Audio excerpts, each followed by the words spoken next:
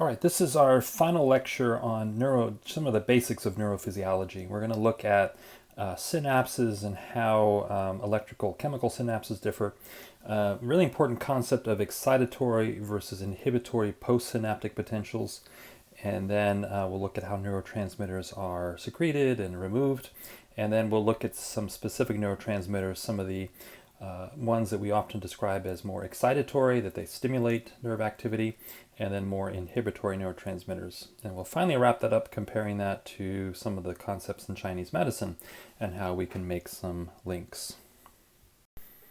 So as described before, synapses are the junctions between two neurons, and there's different types. The one that we're most familiar with is the so-called chemical synapse, where there's an actual physical space between what's called the presynaptic neuron, the one before the synapse that's going to be releasing neurotransmitter into the synapse, and the postsynaptic neuron, which is going to receive the signal from that neurotransmitter.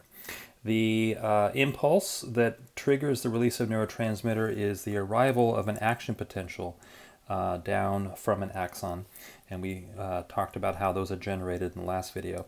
And then that's going to actually cause a process whereby the vesicles, which are storing the neurotransmitter in this particular neuron, are going to then fuse with the wall, and you see that here, of the presynaptic neuron, and they're going to then dump into the synaptic cleft.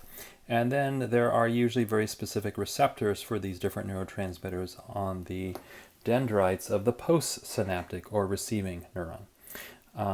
So that's the typical kind of axodendritic synaptic connection. Now, there are electrical synapses in the body, and it's being realized in the nervous system they play a pretty significant role. There are little gap junctions, and these gap junctions are actually protein channels, and they're going to allow ions to flow from one neuron to another. So that might be calcium or another ion. So you see that there's no neurotransmitter being dumped into the synaptic cleft. It's all being conducted through these little channels.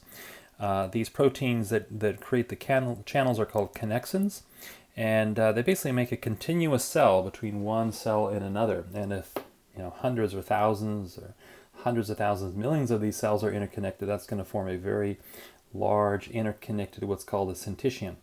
So for many decades, neurology was based on the fact that there is no syncytium in the nervous system, but now we know that actually up to 30% or so of the nervous system is probably regulated by electrical synapses, and that allows for very, very fast communication between neurons. But chemical synapses are the one we're going to focus on, and we already looked at the synaptic cleft, which is very small, and that's filled with interstitial fluid usually. We looked at the presynaptic neurons and the axon terminal, and then the dendrite on the postsynaptic neuron. That's usually a dendritic spine. We talked about those, how they increase the surface area of the dendrites.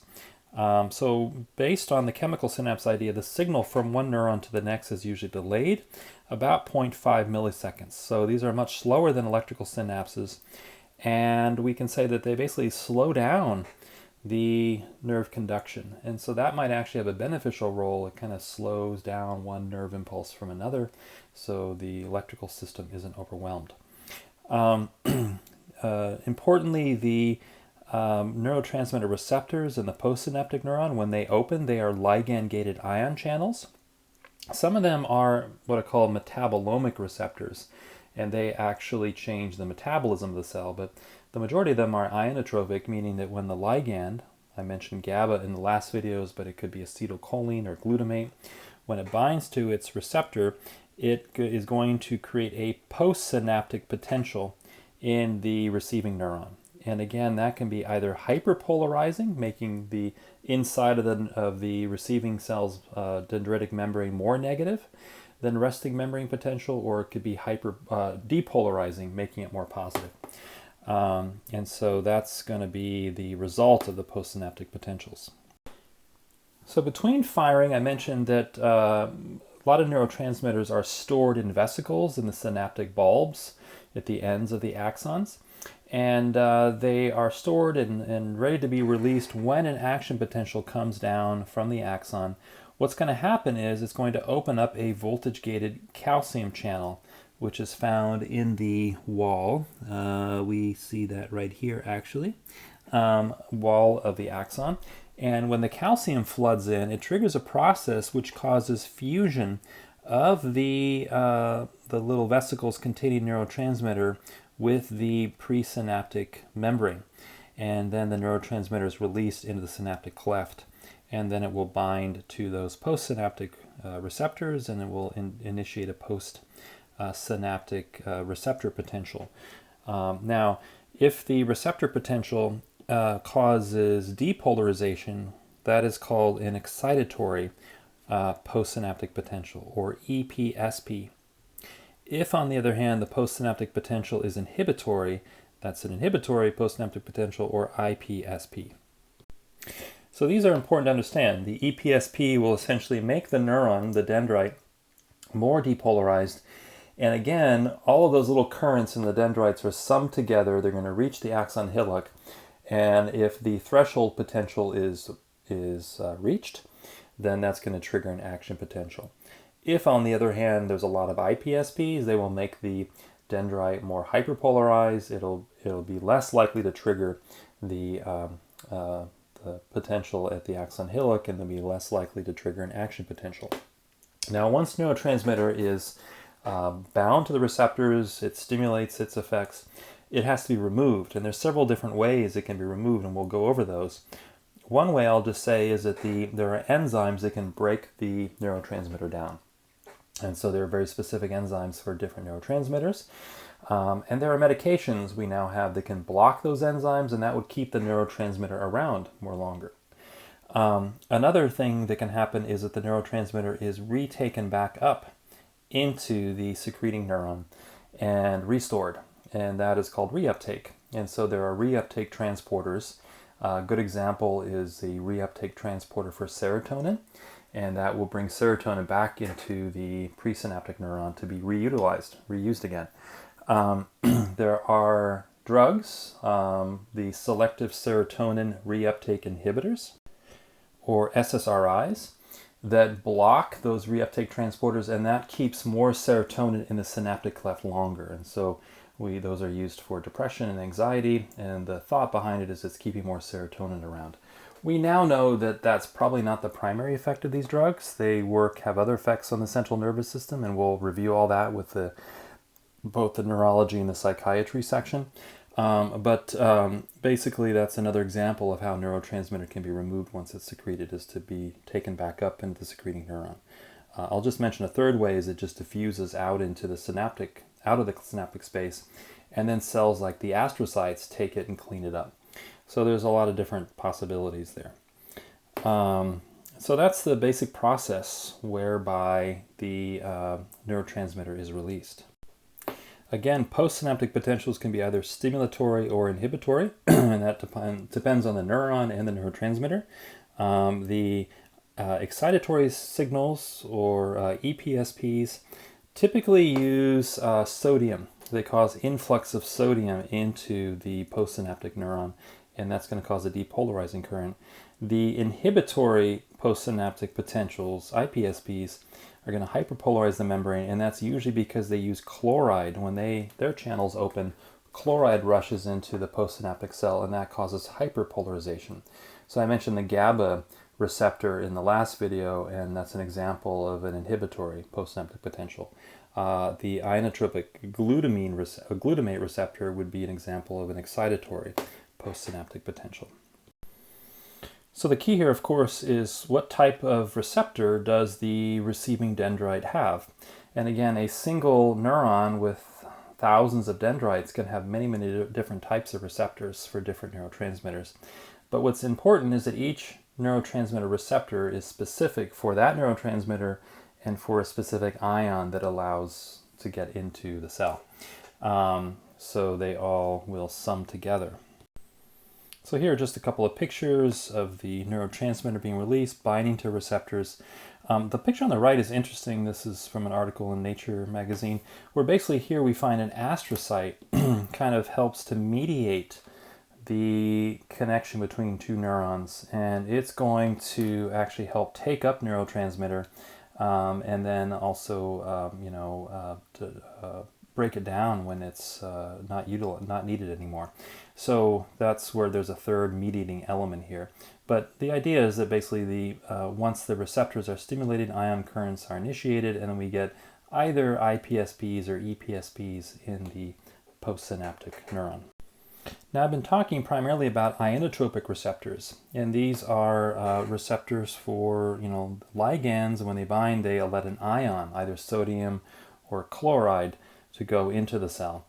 And so again, sodium together with potassium and calcium would primarily cause excitatory postsynaptic potentials, and then chloride would cause inhibitory postsynaptic potentials. So those are ionotropic receptors, and we'll see that the majority of neurotransmitters have ionotropic receptors that they use.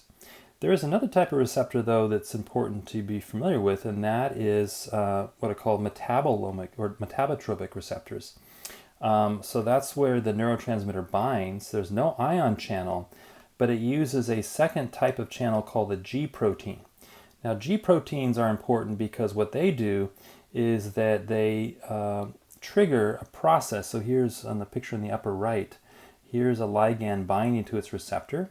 It triggers a G protein, which then causes, I won't go through the process here, other changes of proteins inside the cell, and that's going to cause a message, an intracellular message, to be conveyed.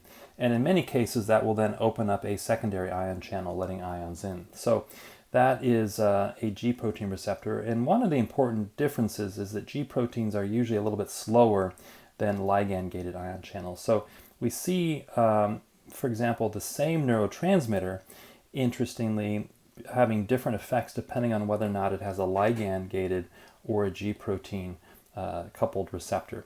So example would be acetylcholine. There's an ionotropic acetylcholine receptor, and that will cause influx of sodium and an EPSP in the postsynaptic neuron.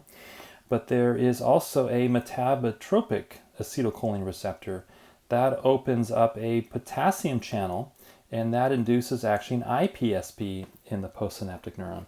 And then GABA, I mentioned the GABA A receptor, that causes an IPSP. There is also metabotropic GABA receptor, and that's the GABA B receptor, and that's going to also cause an IPSP, but it's a much slower acting receptor than the GABA A receptor. Now, why is all this important? Well, we now know different drugs work on different receptors, and we can predict the action of the drug based on its effects on the receptors. So that's going to be really important when we look at pharmacology of some of the commonly used medicines for mental health disorders, but also anticonvulsants and other medications like that.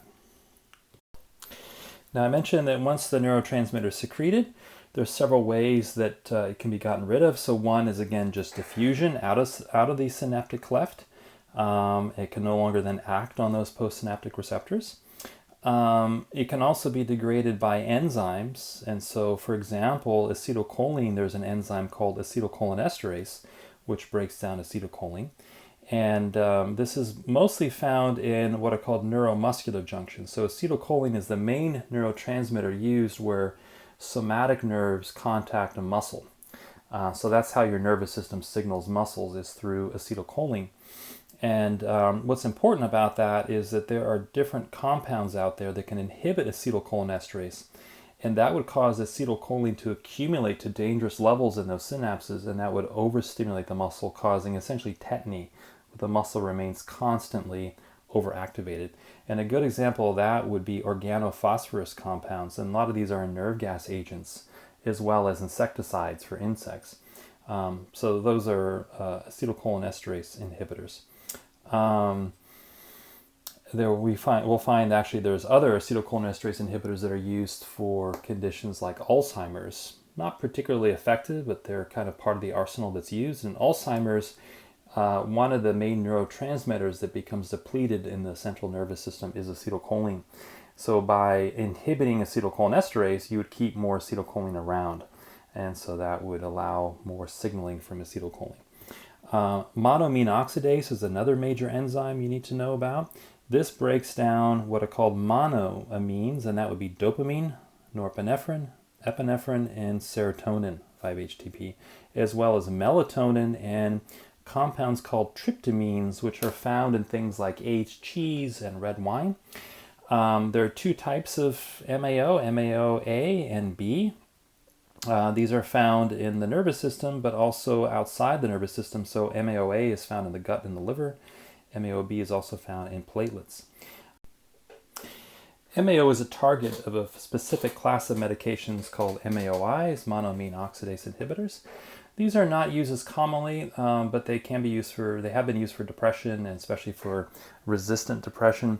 The danger of these drugs is that if a person ingests foods with tyramines, like the red wine, cheese, and so forth, this can cause a dangerous overstimulation from tyramines, which could raise blood pressure and so forth. So they're not used as commonly, but that is one strategy in depression, is to inhibit MAO. And then a third enzyme would be COMT, catechol O-methyltransferase. This is a methylation enzyme. Methyl group is a CH3, and when you put a methyl group on something, it basically inactivates it, detoxifies it, so it inactivates dopamine, norepinephrine, epi. And there are COMT inhibitors as well. And so again, we'll look at some of these when we look at depression in particular. So that's the second mechanism that a neurotransmitter can be removed. And then the third mechanism is to be taken back up by the secreting cell, and that would be the reuptake transporter. So there's one for serotonin called the SERT transporter, one for norepi called NET, dopamine transporter, DAT, and then there's glutamate transporters. There's several different types. And again, these are the targets of different types of medications. What's interesting is we now know that there are genetic polymorphisms. Some individuals have high versus other individuals have low levels of these reuptake transporters, and that might predispose a person towards depression or other types of mental health disorders. Now, we spoke already in relationship to graded potentials how when dendrites receive input from other neurons, and a typical neuron in the CNS receives input from about 1,000 to 10,000 different synapses, that this, of course, each little stimulus, each little neurotransmitter will induce either an EPSP or IPSP. And what's important is that over the whole surface of the dendrites, these IPSPs, EPSPs can be summed together. And that, again, might create, by the time it gets to the axon hillock, designated in red here, that might actually reach the threshold potential, which could then trigger an action potential. So this is called spatial summation, where all these little graded potentials are summed together. There's also a temporal summation, where you can have postsynaptic potentials in response to stimuli that happen in the same place but over time. And they can sum together to potentially form a threshold potential. So that is the summation of these postsynaptic potentials. Again, we kind of covered this already. And here you see a picture of that. Here's a neuron. Here's the axon of the neuron. Here we find a couple of E1 is one potential stimulus, creating a postsynaptic potential. In this case, it's creating a subthreshold potential. But now we put an E2. So here's E1 firing twice. Here we get E2, and we add E2 to E1. That it reaches threshold, and that triggers an action potential. Here, on the other hand, we have an inhibitory neuron coming in, forming an IPSP. Maybe that's a GABA secreting neuron, and that's a GABA receptor. And that will basically create more of a negative, hyperpolarizing the resting membrane potential, and that will not trigger an action potential. So this is how the graded potentials sum together, eventually either triggering or not triggering an action potential. Okay, now to the fun part. So neurotransmitters, again, are released in the synapses. They're going to work on either the inotropic or metabotropic channels in the postsynaptic neuron, and they're going to change the function and either induce an IPSP or EPSP in that postsynaptic neuron. Many neurotransmitters cross over with hormones. Hormones are directly secreted into the blood, and these are compounds that then act distally on target tissues to change their metabolism. Neurotransmitters are typically just dumped locally around a tissue, around a neuron, and change the function that way. But there's some crossover. Some neurotransmitters like epinephrine are also hormones. Now, one way of classifying neurotransmitters is to say that they are generally excitatory. In other words, they induce EPSBs. We might say these are more yang in nature. And then they are generally inhibitory. They induce IPSBs, neurotransmitters, and they're more yin in nature. So our classic excitatory neurotransmitter is glutamate. In fact, over 50% of the neurons in the central nervous system use glutamate. And this is involved in learning and memory and what's called long-term potentiation in memory. Its opposite would be GABA. And so GABA is the main calming neurotransmitter in the central nervous system. And we see GABA problems. GABA gives us the ability to be calm and focused and relaxed.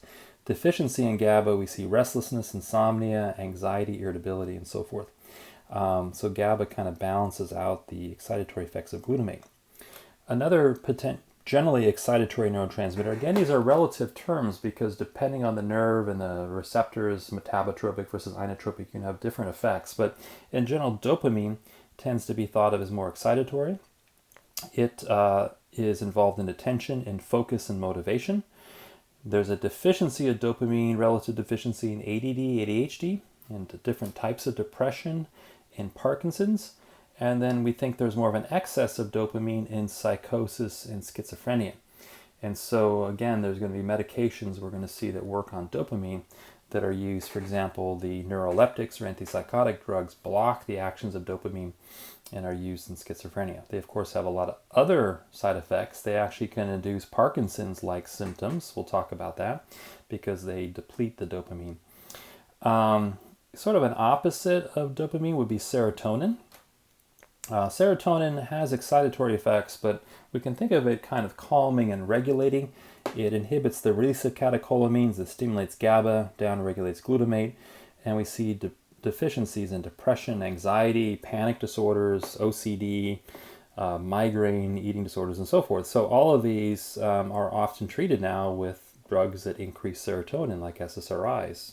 Not necessarily the best way to go about it, but that's often what's done. And then norepinephrine. This is your major fight or flight hormone.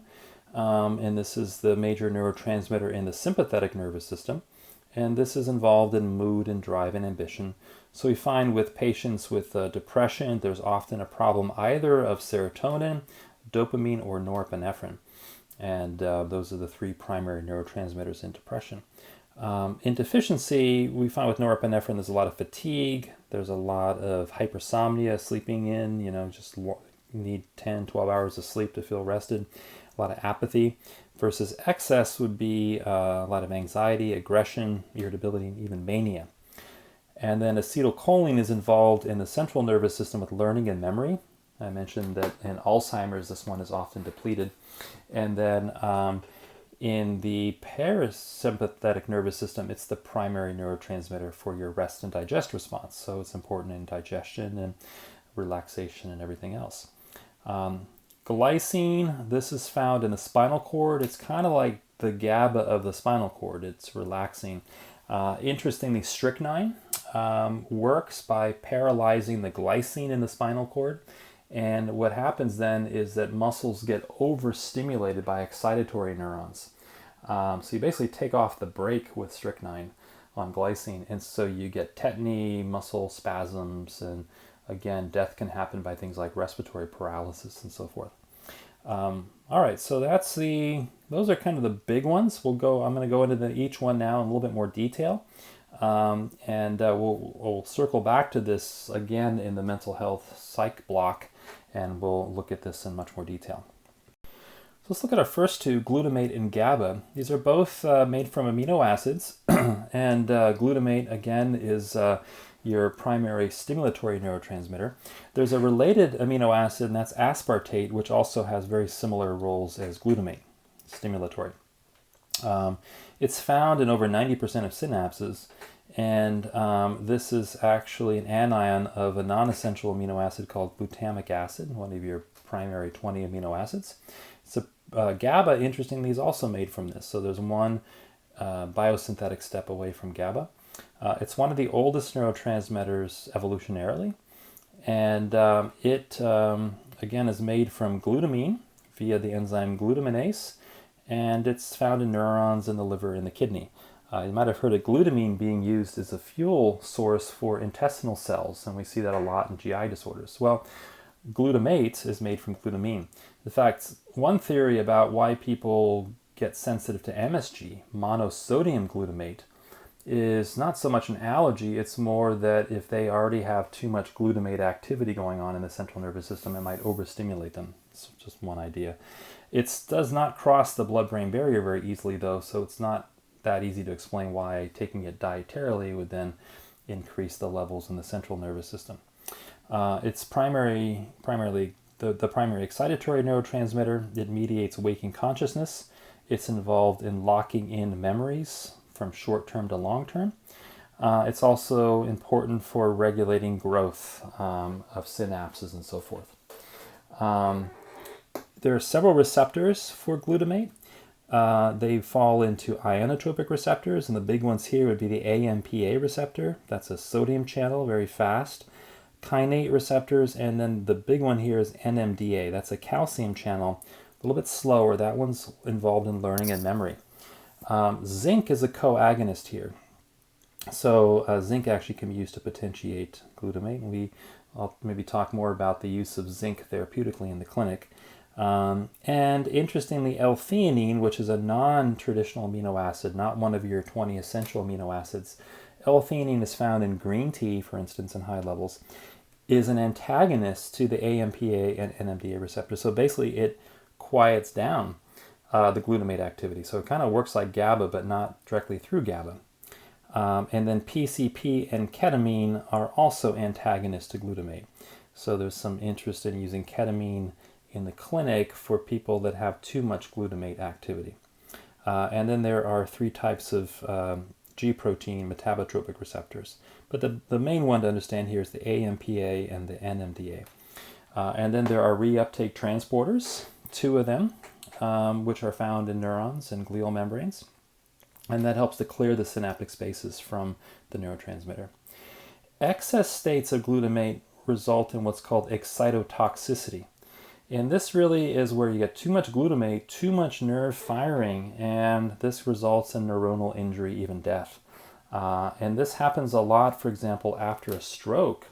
When the blood supply is cut off to a part of the brain, if it's suddenly restored, it actually can cause a wave of glutamate excitotoxicity, which causes further damage to the remaining neurons.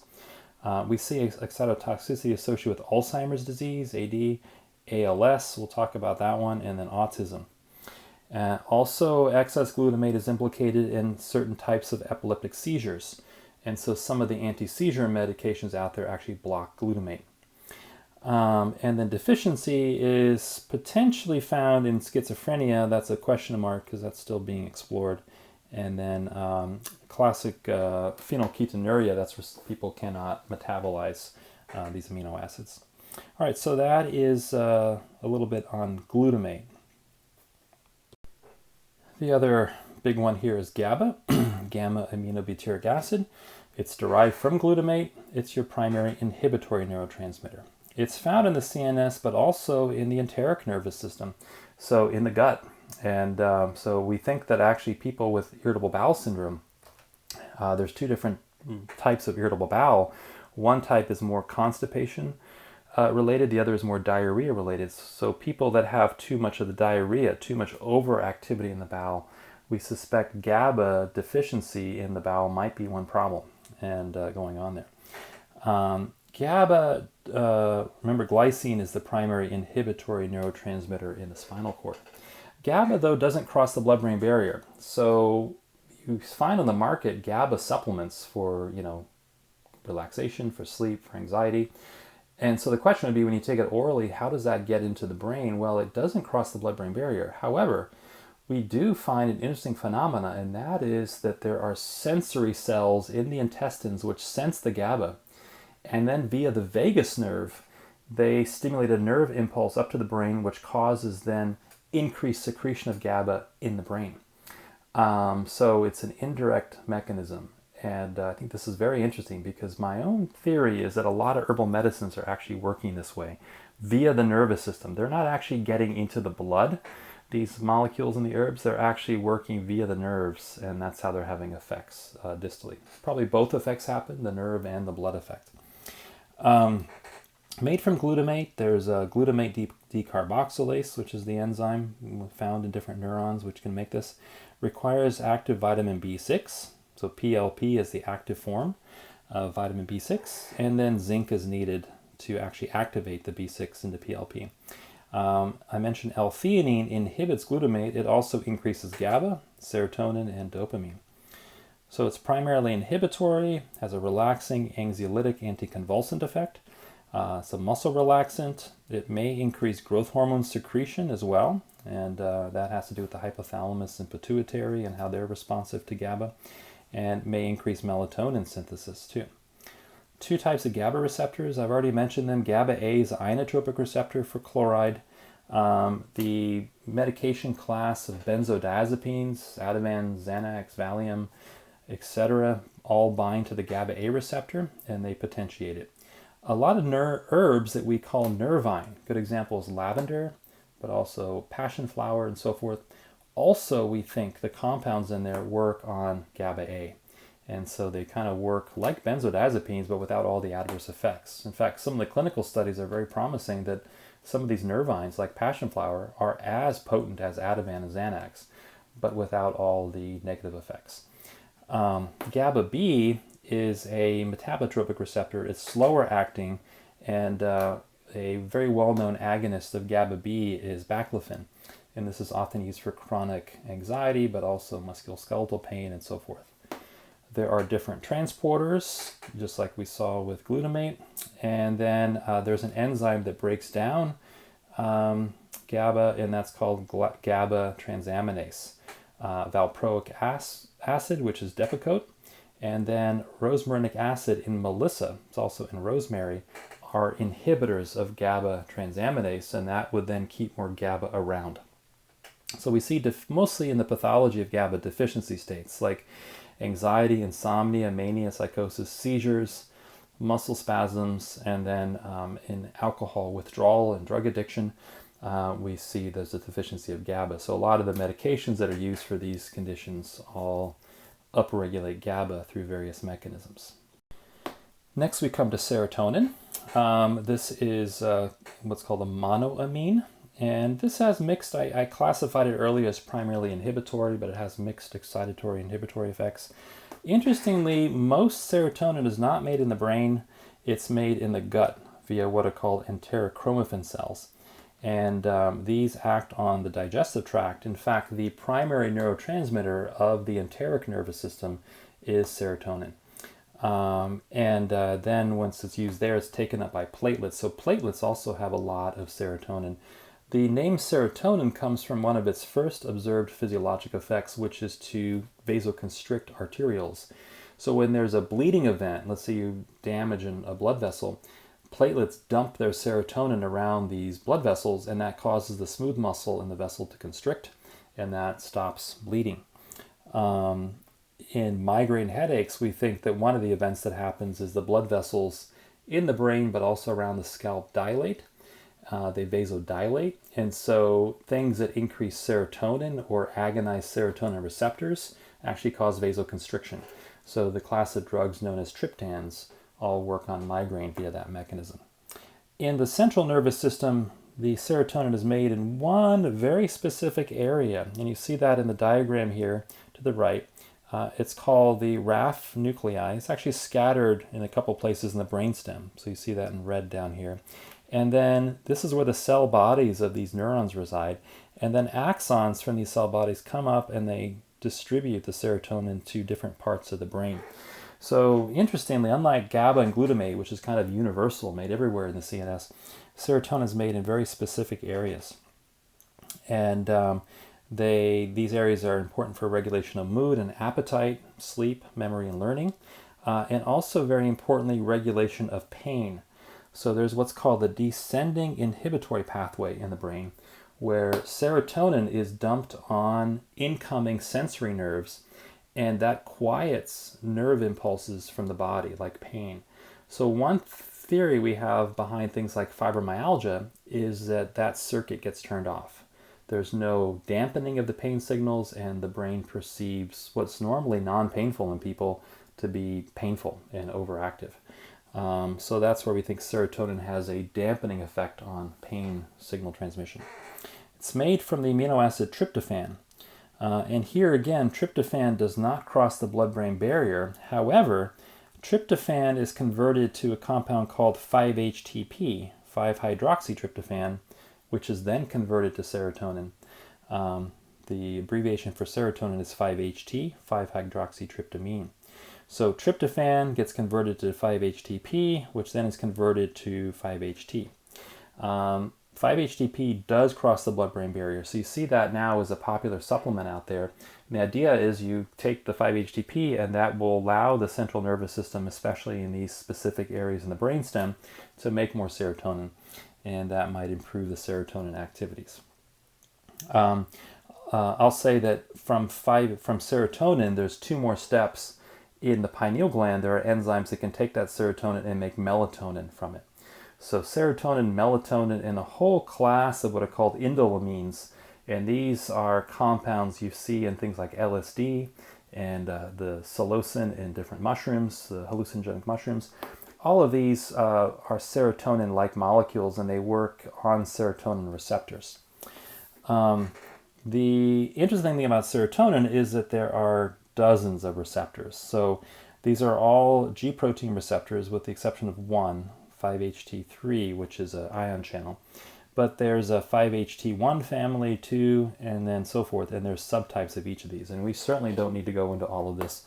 But throughout the body in different tissues, these different subtypes are found in different concentrations. This is, of course, the goal of different pharmacologists, is to find specific targets for these different receptors to try to minimize side effects throughout the whole body, but to really target a specific function.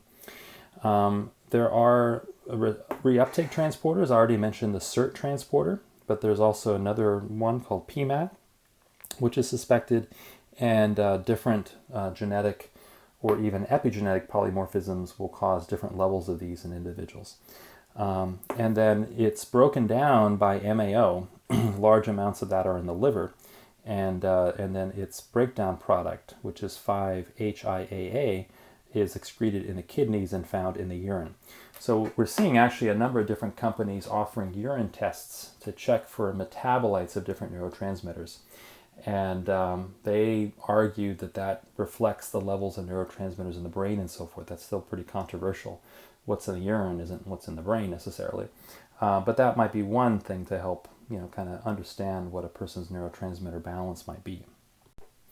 So the actions of serotonin are really feelings of well-being and happiness. I mentioned pain regulation, also regulation of body temperature in sleep and sexual function.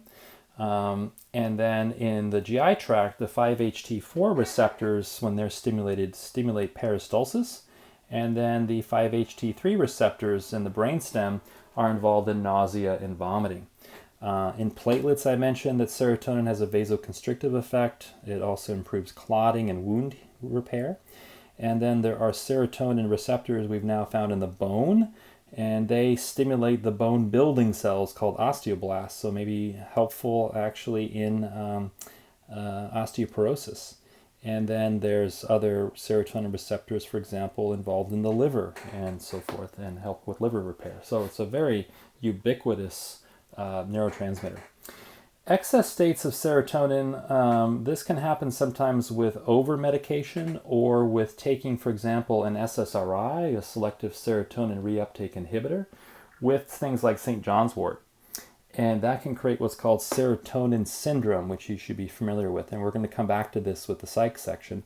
But basically, the symptoms here would be hyperthermia, sometimes over 106 degrees Fahrenheit, really bad agitation, increased reflexes, so very jumpy reflexes, a tremor, sweating, dilated pupils, diarrhea, muscle breakdown, and seizures. That's serotonin syndrome. And I've seen it in a couple of patients, and it can last for a few days, if not weeks. In fact, some have gone a couple of months with some of these symptoms. So this is where we have to be really careful about, especially herb-drug interactions and triggering something like that. Typically, though, we think of serotonin with deficiency, like in depression, but we now know anxiety and panic and phobic disorders have low serotonin, OCD in particular, very low serotonin, impulsivity and aggression, cognitive impairments like poor focus, lack of clarity, fatigue, lots of negative thinking, pain, PMS, and GI distress, usually the IBS with constipation. And so kind of the opposite of the GABA picture there. So those are all some things to know about serotonin. Dopamine is our other neurotransmitter here. Again, generally stimulatory and also like serotonin, only synthesized in very specific areas of the brain. We'll come back to this. One major area is called the substantia nigra, and this helps regulate motor impulses. We see a loss of the neurons that secrete dopamine in Parkinson's, and the result of that is very rigid movements, resting tremor, all these other features of Parkinsonism. It's also made in the hypothalamus and the ventral tegmental area, and then in the adrenal medulla. And this is kind of like your fight or flight hormones. It has a similar effect on blood pressure. It raises blood pressure and so forth. It's derived not from tryptophan, but from tyrosine, another amino acid. Again, this does not cross the blood-brain barrier, but some of it does get across. And here is a synthetic pathway more for your education. And the thing here is to notice that there are a couple of important cofactors for dopamine synthesis, and that is iron is a big one, together with B6. There are 5 types of dopamine receptors. These are metabotropic, and this is D1, D5 are mostly inhibitory, or some of them are stimulatory, and then D2 are more inhibitory. There's a reuptake transporter. Again, I'm just kind of going through this. You don't need to memorize all of this, but just be a little bit familiar with this. Cocaine, methylphenidate, Ritalin, block the dopamine transporter, and that keeps more dopamine around in the synapses.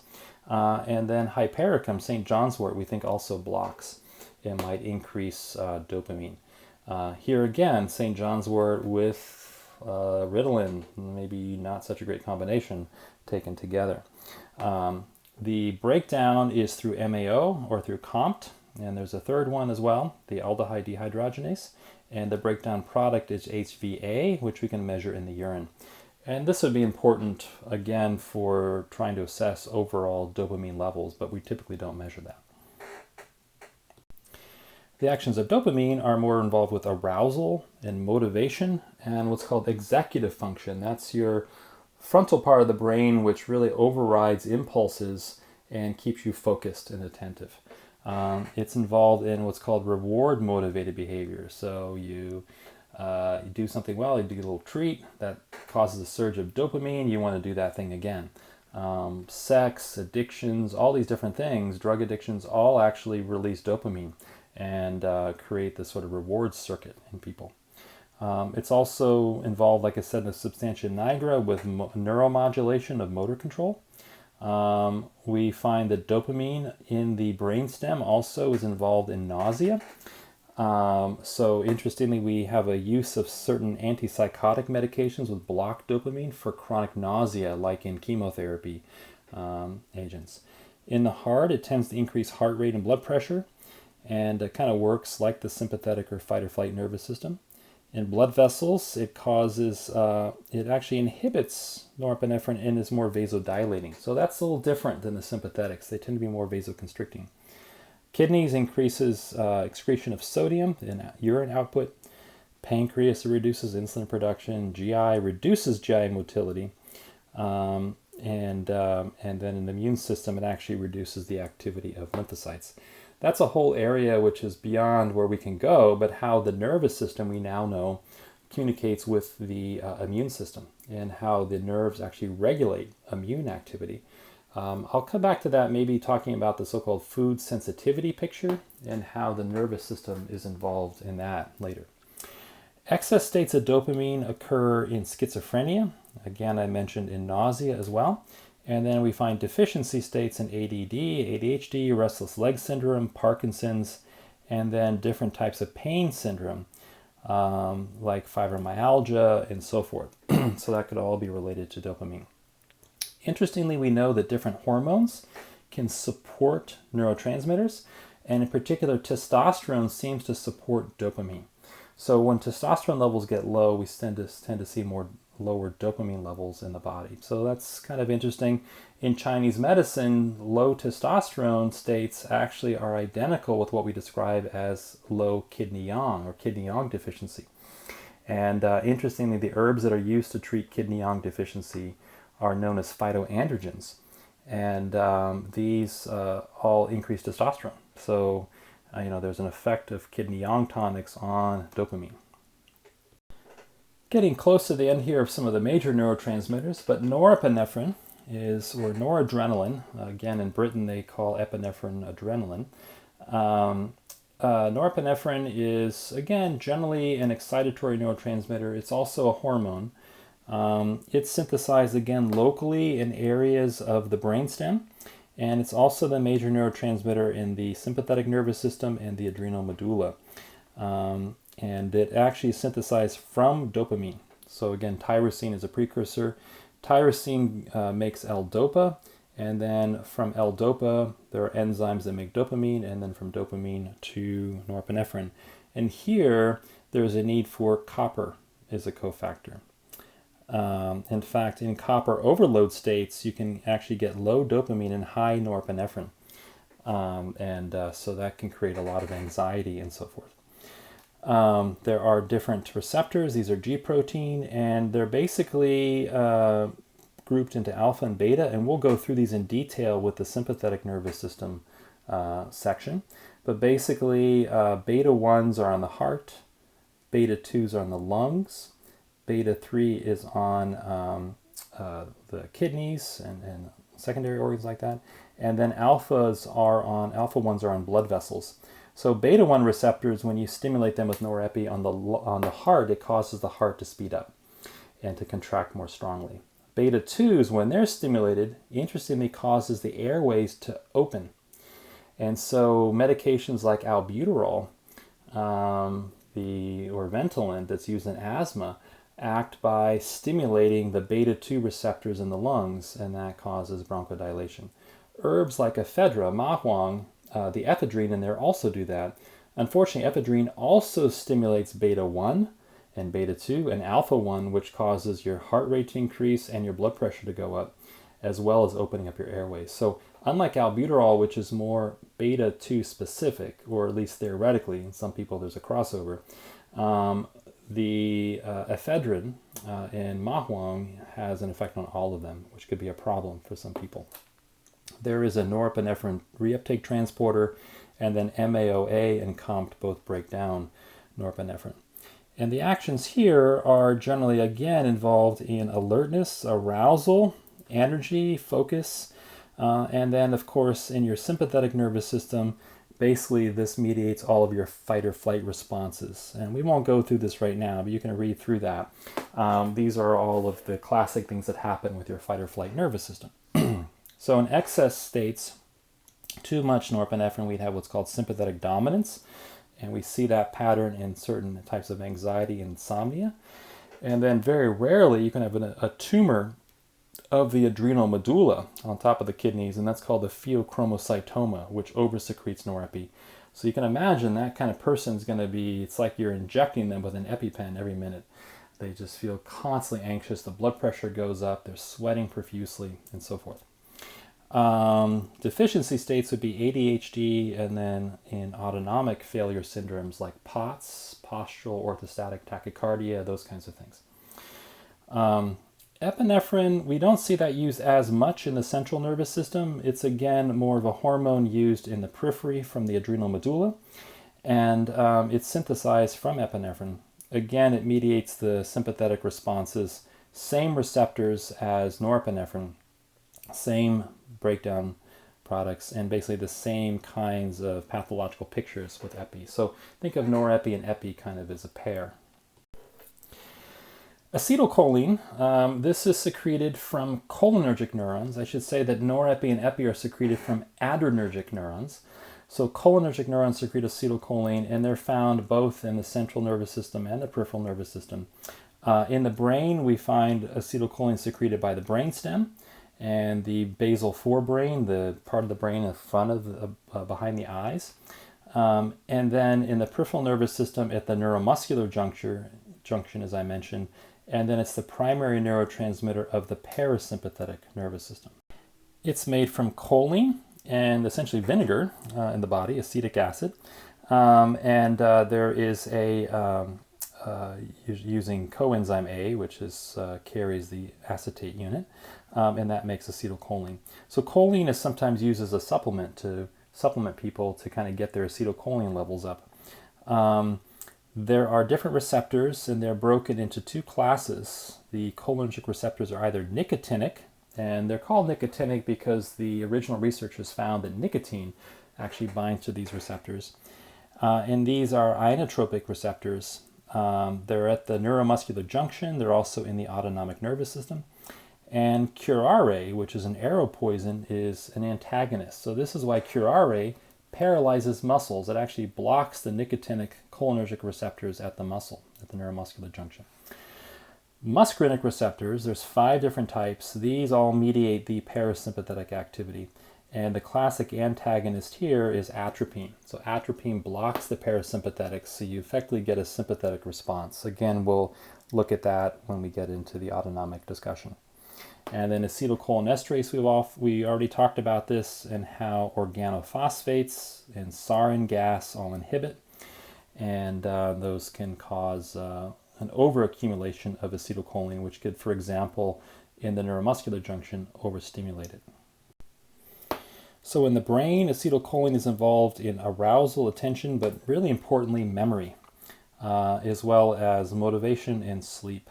It's involved in skeletal muscle contraction at the neuromuscular junction, and then it basically mediates all the parasympathetic effects, which are opposite the sympathetic nervous system.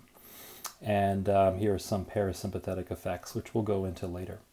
So excess acetylcholine would cause what's called sludge syndrome. And again, we'll go into this later, but that would be like salivation, lacrimation, urination, diarrhea, gastrointestinal upset, and emesis, vomiting. And you can find that with organophosphate and nerve gas poisoning. The antidote would be atropine. So patients that have been poisoned are injected with atropine. Deficiency would be in some peripheral parasympathetic nervous system deficits, maybe with too much sympathetic dominance. That's more of a functional condition. But then we find in myasthenia gravis, and then with botulism, that also blocks the effects of acetylcholine through different mechanisms, which we'll talk about later. So that would be acetylcholine, kind of the opposite of your catecholamines, norepinephrine and epinephrine. Now, although there are well over 200 different neurotransmitters, I'm just going to talk about a couple more and then we're done. One would be ATP and purine. So ATP also is a neurotransmitter. ATP is actually made from, so it's adenosine, which is this molecule here, adenosine with 3 phosphate units. There's also a little sugar attached to that, ribose. So the adenosine itself is actually used as a neurotransmitter. In fact, the caffeine and what's in tea, theophylline, and theobromine in chocolate, all actually resemble adenosine and they have similar effects. The way adenosine works is usually adenosine, as the brain uses up ATP, adenosine accumulates around neurons, and that triggers adenosine receptors to fire, and that basically turns the nerve off. It says, I'm done, I need to rest and repair, so it shuts off, and we usually go to sleep. In fact, that's the purpose of sleep, is to actually allow, it's one of the purposes, is to allow the physiology to recharge, to replenish, that cerebral spinal fluid to wash through, wash everything out, and so forth. Interestingly, caffeine inhibits the adenosine receptors. So it basically tricks the nerves into thinking, oh, I'm not tired. There's not adenosine accumulating. And so it basically can create a situation now where you sort of just keep the nerve working. And so caffeine, at least for a little while, can override that stimulus. Eventually, so much adenosine accumulates that the nerve will eventually shut down, no matter how much caffeine you take. But that's where ATP, adenosine, and so forth can be thought of as different neurotransmitters. Two other very interesting neurotransmitters are nitric oxide and carbon monoxide. So these are gases, and we've only really known about them for just over 10 years now as being neurotransmitters. About 2% of the brain neurons produce nitric oxide, and it has a role in learning and memory. And there's a specific enzyme, nitric oxide synthase, which makes it from the amino acid arginine. So you're seeing also in the natural health industry a lot of arginine products out there that are meant to try to increase nitric oxide. Not just for the brain, but nitric oxide is also the most important signaling molecule in your blood vessels, causing vasodilation for lowering blood pressure, for example. And so you see a lot of arginine products for that. This is used locally, and it diffuses very quickly, but it has effects on nerve activity. So it is considered an excitatory neurotransmitter. And then carbon monoxide is another excitatory transmitter, which we don't know a lot about it, but we do know that some nerves use carbon monoxide that's synthesized locally. This is not the gas you breathe in, but more made in the body on demand. And that's also used to trigger different nerve activity. Finally, two other neurotransmitters, these are actually neuropeptides, would be the opioid peptides. And these are proteins, so peptide is a small protein. And these were discovered actually when researchers began looking for how do opioids like opium and morphine and heroin, how do they work in the body? What are their receptors? We found the body actually has receptors for the opiates. And then the question was, do we secrete endogenous opiates? And the answer is yes. And those are the enkephalins and endorphins and dynorphins. And they're secreted throughout the nervous system, large amounts in the hypothalamus pituitary area. These all basically create euphoria, they decrease pain. So of course we've all heard of, going with exercise, you do intense exercise, sexual intercourse, whatever, there's this release of endorphins, and there's kind of a euphoria that comes with that. People that have been in traumatic injuries often get a massive release of the enkephalins, and enkephalins are about 200 times more potent than morphine, and people feel often no pain during those acute traumas, and then later, after things have settled down, they might feel the pain. So this is all part of the opioid signaling system. And then one final one to know about is substance P. This is used primarily in the peripheral nervous system. It is a neurotransmitter for pain cells. So interestingly, enkephalins and endorphins block substance P, but substance P enhances the perception of pain. Very curiously, capsaicin from chili peppers causes substance P to be released. At first, that can increase the pain, so that sensation of burning pain is all that substance P being released in your mouth. And then after that, it depletes the substance P for a time, and the pain decreases. And so this is the use of, for example, capsaicin cream on the skin for pain. It's used to, at least temporarily, cut down the pain signaling by just depleting substance P. So substance P and pain, that's the final neurotransmitter I'll be talking about. And the ones we've gone over here are really the big ones we'll need to know about with different medications and when we talk about neuropsych disorders.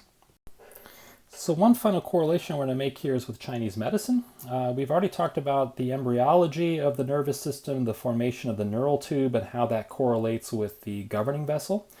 Not the GB, but the GV, governing vessel. And how the governing vessel gives rise to all the yang meridians, and how we can think of the yang meridians as aspects of the nervous system. And then the conception vessel gives rise to the yin meridians, and how that correlates with the gut tube, which forms all of your digestive organs. So when you lay all this out, it's interesting because we can think about, again, how each of the 5 phases, and if we kind of look at water as having an upper and a lower phase, that actually gives us 6 phases. Each of the 5 phases, or 7, each 1, 2, 3, 4, 5, 6, 7, if we look at also fire having 2 phases there, how each of these has a yang aspect, so the yang organs, and these are of course very nerve innervated organs, and then a yin aspect with the yin organs. And I mentioned that we can maybe think of the yang organs again as correlated with the nervous system, and how each yang organ might correlate with a specific type of neurotransmitter. So if we look at serotonin, it carries a lot of the effects we often describe as earth element in Chinese medicine. And in fact, food cravings and all these different things we often see as imbalances of earth, we now know are related to serotonin problems. Glutamate, more metal. Acetylcholine, more related to water, together with GABA. These are both kind of inhibitory. Dopamine, related more to wood. So we see people with a lot of that wood, anger, dopamine drive. I mean, very similar kind of temperaments there. Even psychosis, we say wood rising would be a high dopamine state, like in psychosis or schizophrenia. Imperial fire, we can think maybe as the epinephrine. So when you're getting an epi shot, that's in some ways almost like inducing that fire element.